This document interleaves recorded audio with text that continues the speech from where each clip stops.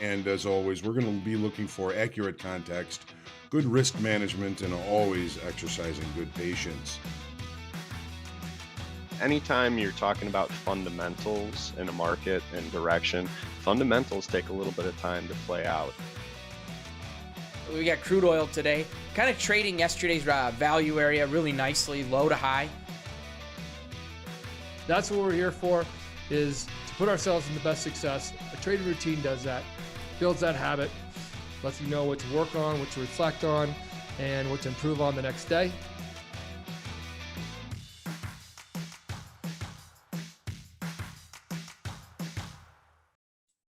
Hello, everybody. Welcome to Coach's Playbook.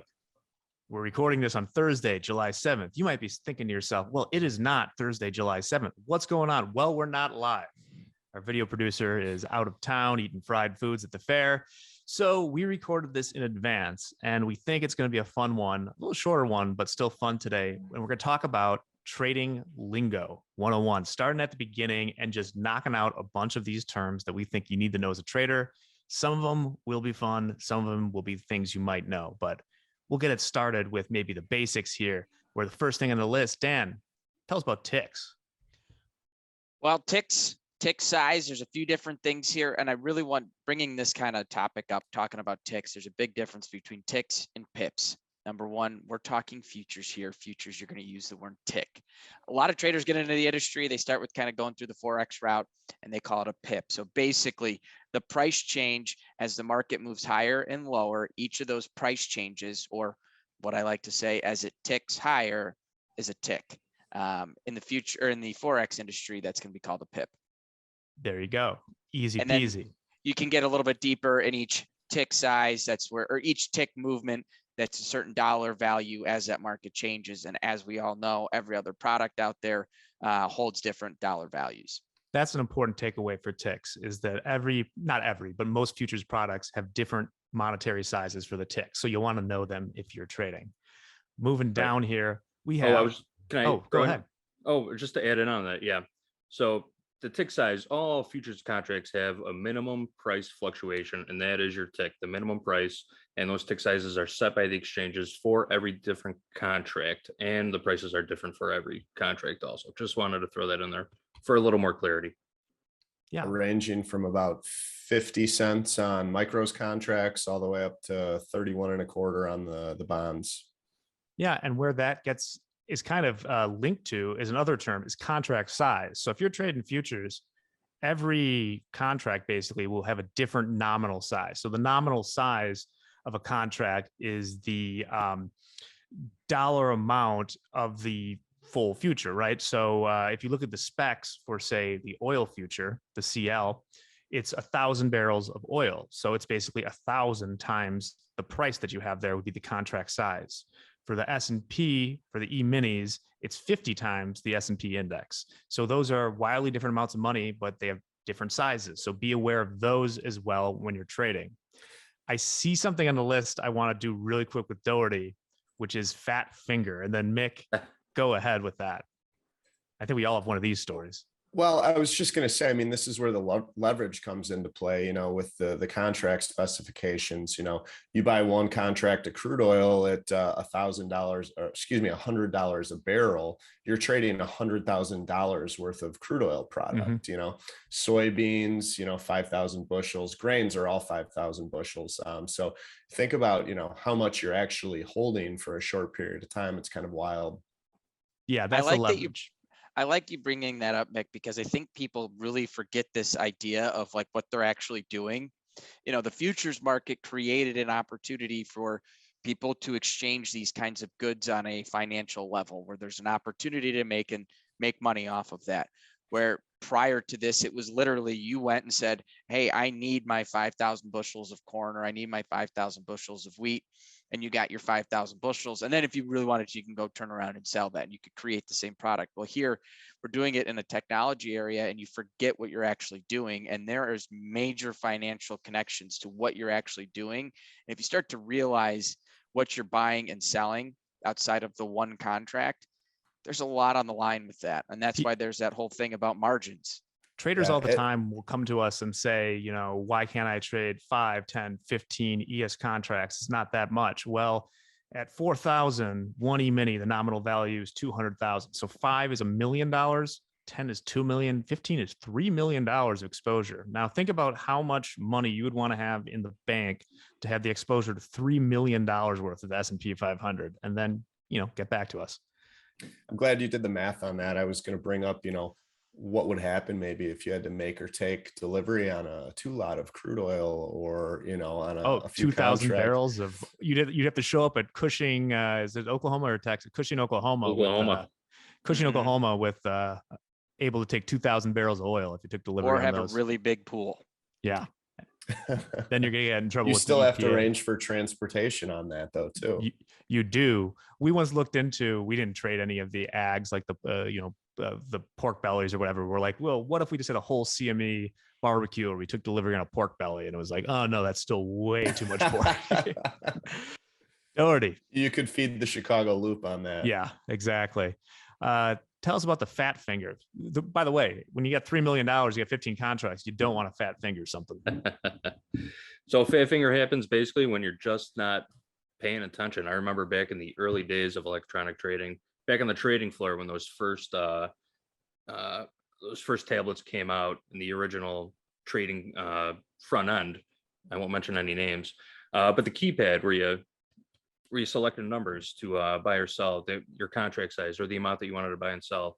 It came in different. It was not a typical number pad that you would see on, a telephone or a keyboard or something like that. 1, 5, 10, 5, 15, 10. Yeah, it was 25, 50, and 100. 1, 5, 10, 20, 50, 100, and some of them had 1,000 depending on how big they wanted to trade. So if you wanted to trade a 12 lot, you would have to hit, the 5 twice and the 1 twice, or the 10 once and the 1 twice kind of thing. And sometimes if you weren't paying attention, you hit that 50 10 times, or you hit that 100 10 times, and things got a little out of whack for you. And that's where initially the term fat finger came from. Just not paying attention to what you're doing, hitting those buttons, hitting the buy or sell immediately button, and it was over. I have a good addendum to that. An other version of the fat finger. So the fat finger is you got your fat old fingers hitting too many contracts in. Another version of this is called flipping a ticket, which everyone does from time to time. Flipping a ticket is when you buy when you mean the sell, or sell when you mean the buy. And there's another old timey thing for that, I presume. I was never on the floor, but I presume it just means that like you had the ticket the wrong way or something like that, right? Cool. Before we get to an important, Dan wants to talk about the trade lingo on how you quote prices. Before I get to that, let me just talk about busting trades. Now, you as a retail trader, if you fat finger or you flip a ticket, just get out of it. You're probably out of luck. I don't know what the procedures are nowadays, but there is a such thing as busting a trade. That's some lingo, where if it's clear that there was something done that a trader, and this is usually bigger institutions, and it usually happens in very illiquid markets. If it's clear that this trade was not meant, or they were looking at the wrong price or the wrong handle, you used to be able to call up the CME or brokers and try and work something out. Guess what? You probably can't. So just look twice before you enter an order. Yeah, So retail traders, they're not busting trades for smaller retail traders, guys. No, if you're like, oh, I bought 10, those, like, get out.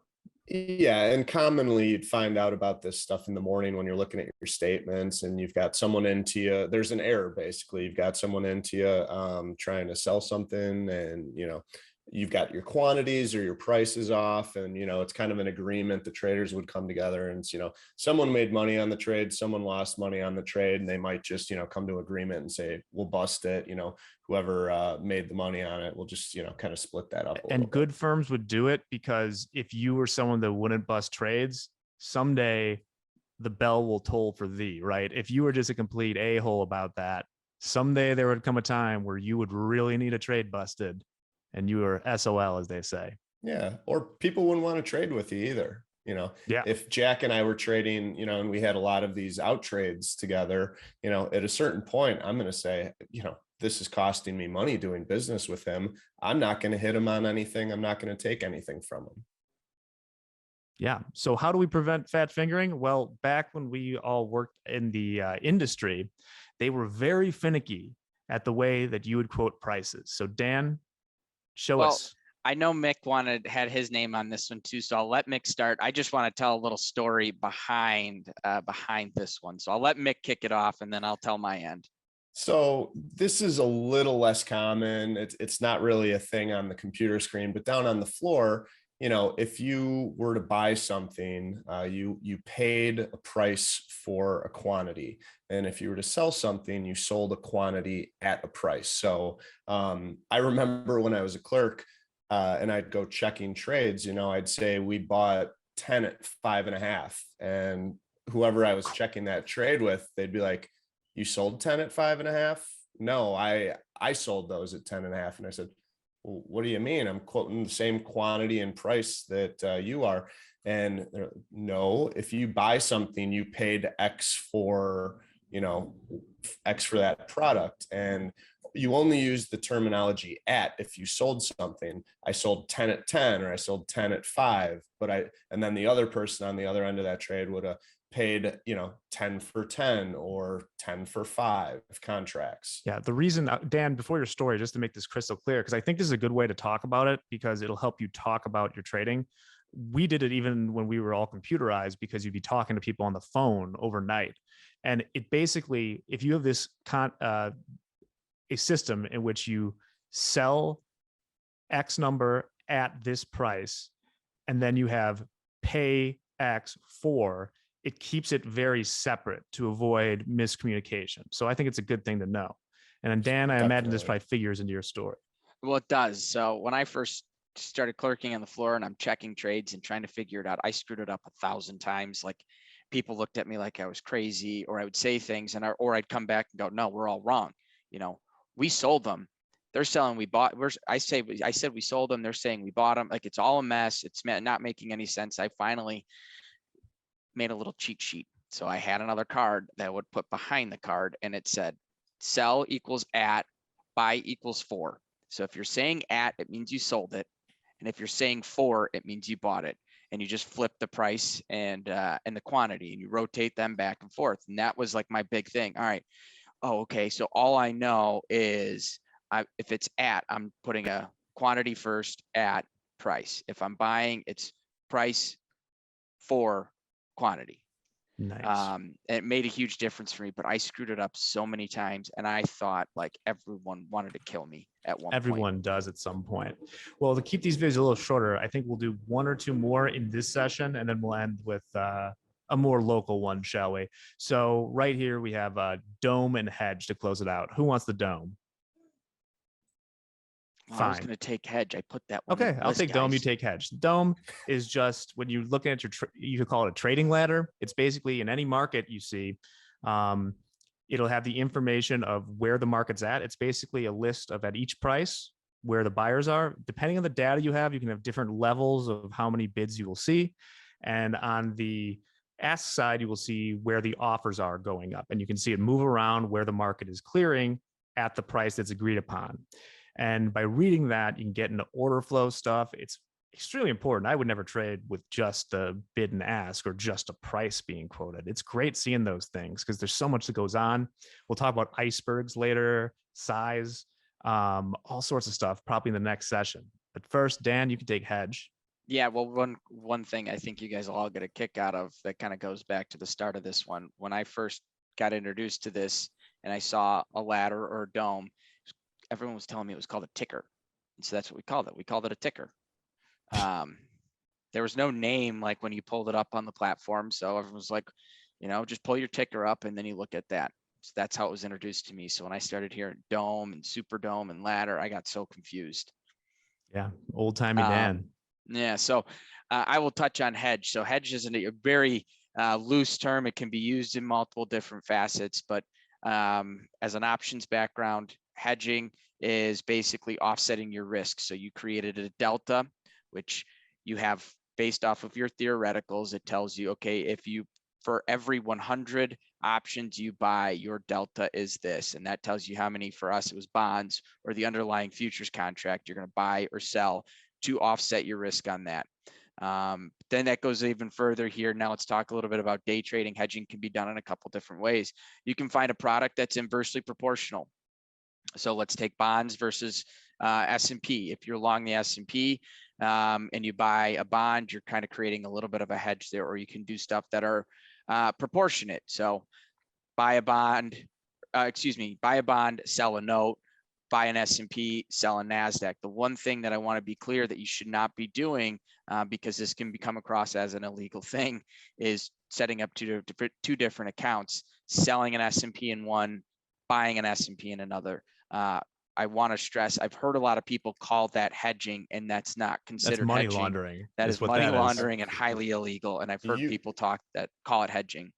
You could potentially do that, whether it's two accounts in the same account, if you're using different calendar months, because those are two completely separate products. So it wouldn't be money laundering potentially there. You can thanks for clearing hedge that up, a Mick. million different ways. Hedge is such a broad term. You can hedge with options. You could even hedge with, if you own a house and you are short a REIT, you are hedging, right?